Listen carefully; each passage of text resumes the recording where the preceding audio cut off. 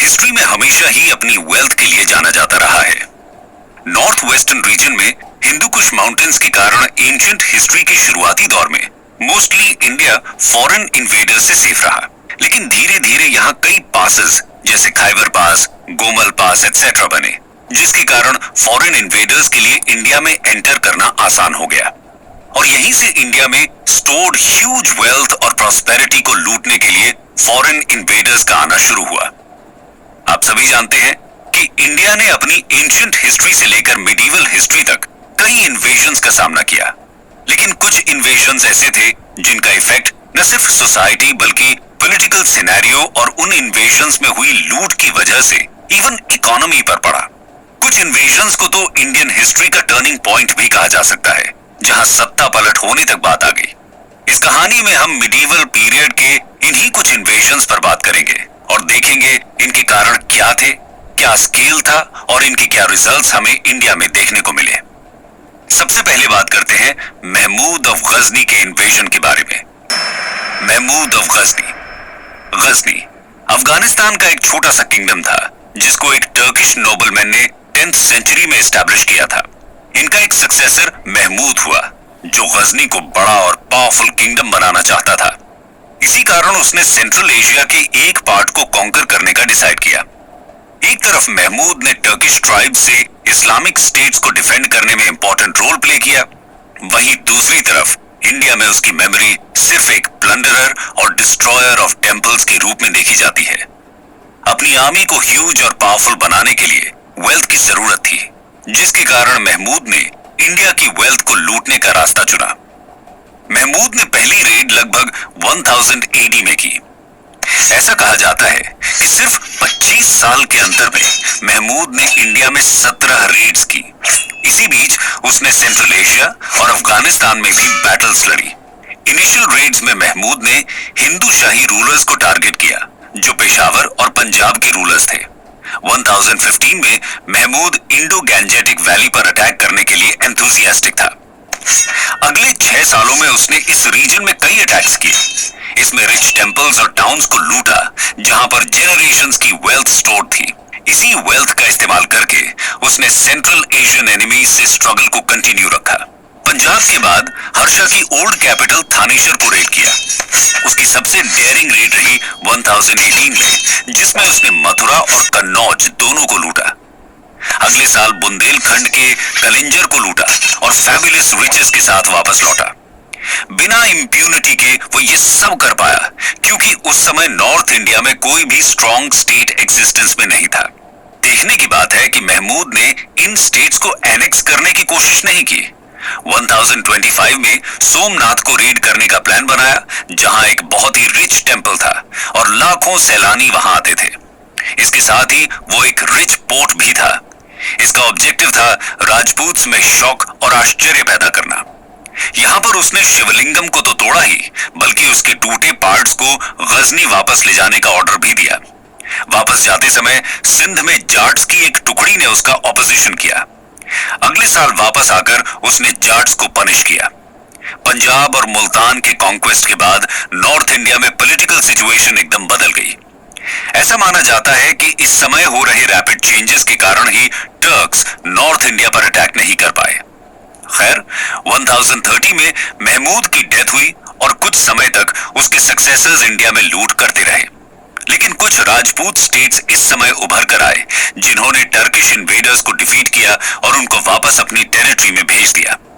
दोस्तों 1030 में गजनी के नॉर्थ वेस्ट इंडिया के कॉन्क्वेस्ट और बैटल ऑफ पेशावर में जीतने के बाद अल बरूनी लिखते हैं, fire and sword, havoc and destruction marked his course everywhere. आगे बढ़ते हैं और देखते हैं अगले मेजर इन्वेडर यानी मोहम्मद गौरी के बारे में। मोहम्मद गौरी। हिस्टोरियंस का मानना है कि मोहम्मद गौरी ही इंडिया में मुस्लिम एम्पायर का रियल फाउंडर था। 1175 AD में गोमल पास के थ्रू एंटर कर मुल्तान और उच्च को कॉन्कर किया। 1178 AD में गौरी ने गुजरात कॉन्कर करना चाहा, लेकिन हमारे चालुक्यन किंग मूलराज II ने उसको डिफीट किया। इस हार के बाद उसने खैबर पास का यूज करके पंजाब को कॉन्कर किया। 1190 तक पेशावर, लाहौर और सियालकोट को कॉन्कर किया। इन कॉन्क्वेस्ट के चलते गौरी और हमारे राजपूत के बीच कॉन्टेस्ट होना इनेविटेबल था। मुल्तान और उच्च कैंपेन के दौरान पृथ्वीराज द थर्ड यानी पृथ्वीराज चौहान ने अजमेर की गद्दी संभाली। गौरी और पृथ्वीराज के बीच कॉन्फ्लिक्ट स्टार्ट हुआ तबर हिंद के फोर्ट से। इसी कॉन्फ्लिक्ट के कारण फर्स्ट बैटल ऑफ तराई हुआ 1191 में, जिसमें गौरी की हार हुई। पृथ्वीराज ने पंजाब से गुरीद्स को हटाने की कोशिश नहीं की। इसके कारण गौरी को रीग्रुप होने का टाइम मिला और नेक्स्ट ईयर यानी 1192 में उसने दोबारा इन्वेड करने का ट्राई किया। इसी के चलते सेकेंड बैटल ऑफ तराई हुई, जिसको हिस्टोरियंस इंडियन हिस्ट्री का एक टर्निंग पॉइंट मानते हैं। इस कैंपेन का पता चलते ही पृथ्वीराज ने सभी नॉर्थ इंडियन रूलर से हेल्प मांगी। इस बैटल में गौरी ने पृथ्वीराज को डिसाइसिवली डिफीट किया। पृथ्वीराज की आर्मी की स्ट्रेंथ ज्यादा होते हुए भी गौरी की आर्मी बेटर ऑर्गेनाइज्ड थी, जिसके कारण डिफीट मिली। इसके बाद गौरी ने हांसी, सरस्वती और समाना के फोर्ट्स को कैप्चर किया, फिर अजमेर पर अटैक किया और कैप्चर किया। पृथ्वीराज को कंस्पिरेसी के चार्ज में मरवा दिया गया। यहीं से राजपूत पावर का डिके चालू हुआ। दिल्ली और ईस्टर्न राजस्थान का एरिया टर्किश रूलर्स के अंडर में आ गया। सेकेंड बैटल ऑफ तराई में विक्ट्री के बाद गौरी अपने स्लेव कुतुबुद्दीन ऐबक को इंडिया सौंपकर वापस चला गया। 1194 में गौरी वापस आया और इस बार टारगेट था kingdom of Kannauj. Battle of Chandawar में हमारे कन्नौज के रूलर जयचंद्र को डिफीट करके गौरी बनारस की तरफ मूव कर गया और सिटी को पूरी तरह से तबाह कर दिया। लार्ज नंबर ऑफ टेम्पल्स को डिस्ट्रॉय कर दिया और उनकी वेल्थ को प्लंडर किया।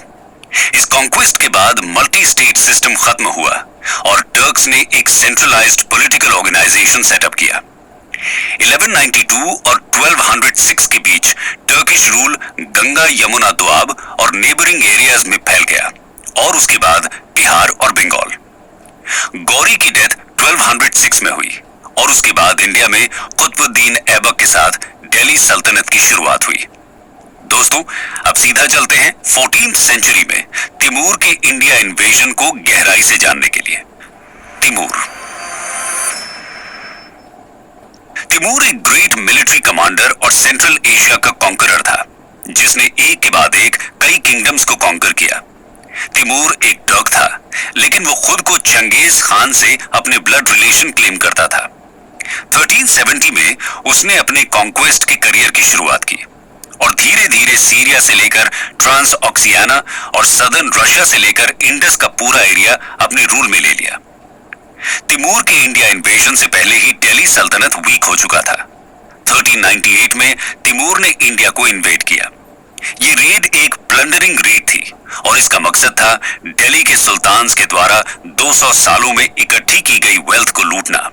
दिल्ली सल्तनत के कोलैप्स होने के कारण इस इनकर्जन को रोकने वाली कोई पावर बची नहीं थी। तिमूर की आर्मी ने मर्सीलेस तरीके से दिल्ली के रास्ते में आने वाले सभी टाउन्स को रैंसैक किया और लूटा। इसके बाद दिल्ली को भी कैप्चर कर लिया। इस रेड में हिंदूज और मुस्लिम्स की लार्ज पॉपुलेशन, साथ ही वुमेन और चिल्ड्रन ने अपनी जान गंवाई। तिमूर के इन्वेजन से एक बार फिर यह साबित हुआ कि कंट्री में एक वीक गवर्नमेंट होने के क्या डेंजर्स हो सकते हैं। इस रेड के कारण large amounts of wealth, gold, silver, jewellery etcetera India से ड्रेन हो गई। लार्ज नंबर ऑफ आर्टिजन्स जैसे masons, stone cutters, carpenters etcetera को भी वो अपने साथ ही ले गया। इन्हीं आर्टिजन्स ने उसकी कैपिटल समरकंद में कई सारी फाइन बिल्डिंग्स को बनाने में मदद की। तिमूर का ये इन्वेजन दिल्ली सुल्तान्स के स्ट्रॉन्ग रूल के फेज का एंड कहा जा सकता है, जबकि तुगलक डायनेस्टी 1412 तक चलती रही। दोस्तों, अब चलते हैं सीधे 18th सेंचुरी में, जब मुगल रूल का डिक्लाइन हो रहा था और नादिर शाह और अहमद शाह अब्दाली जैसे प्लंडरर्स ने मानो मुगल रूल के डिक्लाइन को स्पीड अप कर दिया हो। आइए जानते हैं इतिहास के इस किस्से को। Invasion of Nadir Shah. मोहम्मद शाह के रूल के समय मराठा सरदार्स साउथ में कन्फाइंड थे और राजपूत्स अभी भी मुगल्स के लॉयल थे। मोहम्मद शाह एक वीक माइंडेड रूलर था, जिसके लिए मुगल्स के डिक्लाइन को सेव कर पाना बहुत मुश्किल था। 1724 में उसके स्ट्रॉन्ग वजीर निजामुल मुल्क ने जब एम्पायर छोड़ा, वहीं से एम्पायर और भी वीक हो गया। नोबल्स भी अब अपना अपना इंडिपेंडेंट एम्पायर कार्व आउट करने में लग गए। इसी समय मराठा सरदार्स ने अपना नॉर्दर्न एक्सपेंशन चालू कर दिया। इस सब के बीच नादिर शाह ने 1738-39 में नॉर्दर्न प्लेन्स में एंटर किया। नादिर शाह एक शेपर्ड बॉय से उठकर राजा बना, जिसने पर्शिया को डिक्लाइन और डिसइंटीग्रेशन से बचाया। नादिर शाह इंडिया की फैबुलस वेल्थ से अट्रैक्टेड था, जिसके लिए इंडिया हमेशा ही फेमस रहा।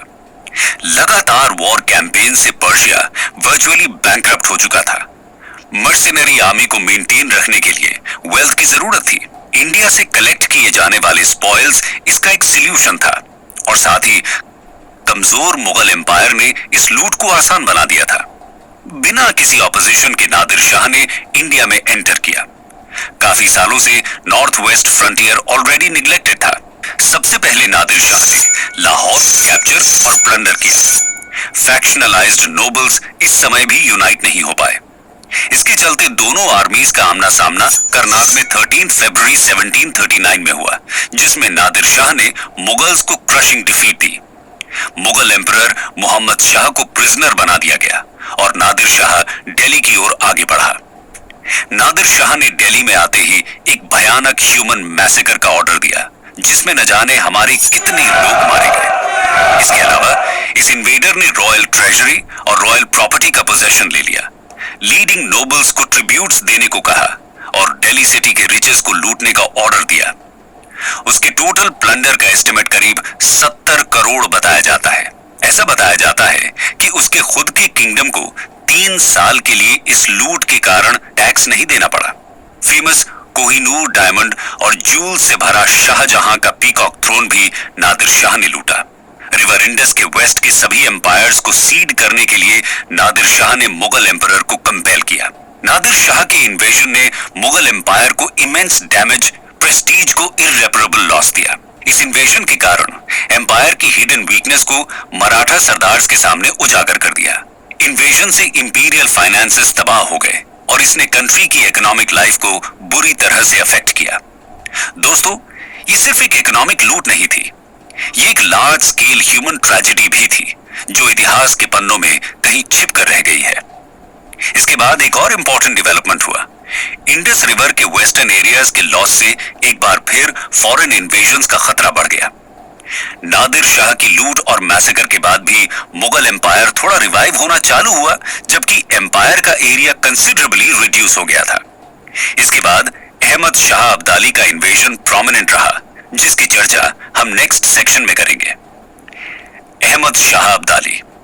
मुगल एम्परर मोहम्मद शाह की डेथ 1748 में हुई, जिसके बाद पावर हंग्री नोबल्स में बिटर स्ट्रगल्स होने लगी। इवन सिविल वॉर भी छिड़ गया। नॉर्थ वेस्टर्न डिफेंसेस के वीक होने के कारण एम्पायर एक बार फिर से अहमद शाह अब्दाली के रिपीटेड इन्वेजन्स और लूट के कारण डेवस्टेट हो गया। अब्दाली नादिर शाह का ही एक जनरल था। अपने मास्टर की डेथ के बाद उसने अफगानिस्तान में अपनी अथॉरिटी को एस्टैब्लिश किया। अब्दाली ने 1748 और 1764 के बीच लगातार दिल्ली और मथुरा तक नॉर्दर्न इंडिया को इन्वेड कर लूटा। 1761 में उसने मराठास को थर्ड बैटल ऑफ पानीपत में डिफीट किया। इस डिफीट ने मराठास को मुगल एम्परर को कंट्रोल करने और कंट्री पर अपना कंट्रोल एस्टैब्लिश करने के एम्बिशन पर एक बड़ा झटका दिया। लेकिन अब्दाली ने इंडिया में अफगान किंगडम को सेटअप नहीं किया। नादिर शाह और अब्दाली के इन्वेजन्स के कारण और नोबल्स के इंटरनल फ्यूड्स के कारण मुगल एम्पायर 1761 के बाद एक ऑल इंडिया एम्पायर के रूप में खत्म हो गया। कंक्लूजन। तो दोस्तों, ये थी कहानी इंडियन मिडिवल हिस्ट्री के कुछ इंपॉर्टेंट इन्वेडर्स और प्लंडरर्स की, जिसने न सिर्फ इंडिया की पॉलिटिकल और इकोनॉमिक हिस्ट्री में एक डेवस्टेटिंग रोल प्ले किया, बल्कि लार्ज स्केल ह्यूमन मिजरी और डेथ का भी कारण बना। पर इतने इन्वेजन्स के बाद एक बात तो साफ है कि इंडिया हमेशा ही एक रिच कंट्री थी। बैक टू बैक इन्वेजन्स होने के बाद भी यहाँ के लोगों ने अपनी मेहनत से दोबारा वेल्थ को क्रिएट किया। इमेजिन कीजिए, अगर ये वेल्थ ना लूटी गई होती तो आज इसका इंडिया और उसकी सोसाइटी और कल्चर पर क्या इफेक्ट देखने को मिलता।